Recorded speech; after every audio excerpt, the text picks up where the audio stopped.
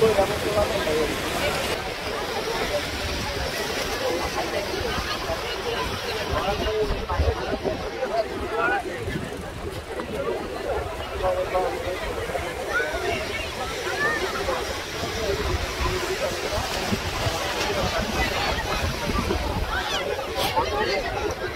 এই মুহূর্তে রয়েছি পতেঙ্গা সি বিচে।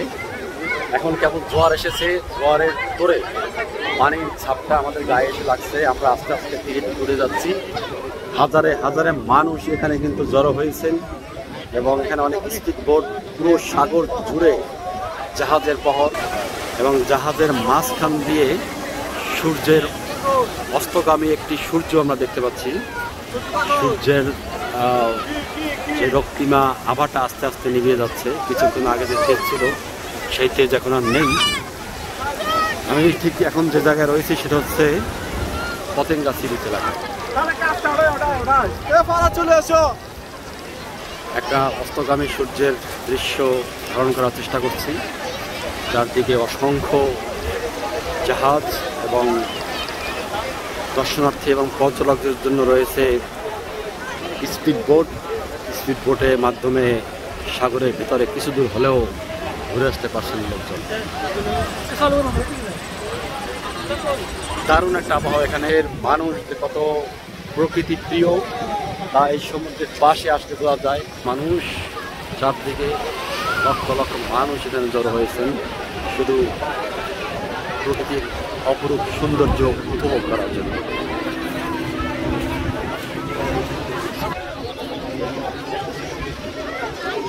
এই হচ্ছে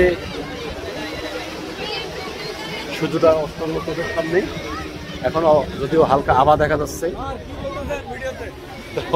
এই আমাদের মাঘপুর।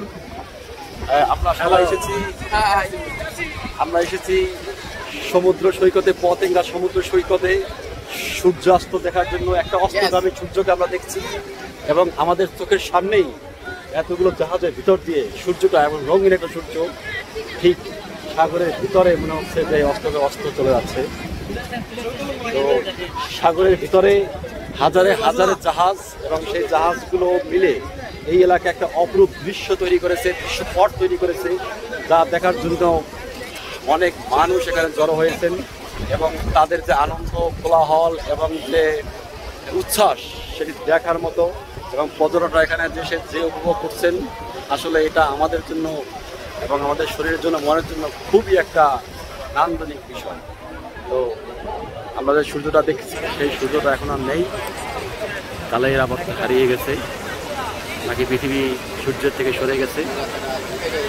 এই ছিল পতেঙ্গা সমুদ্র সৈকত থেকে। ধন্যবাদ সবাইকে।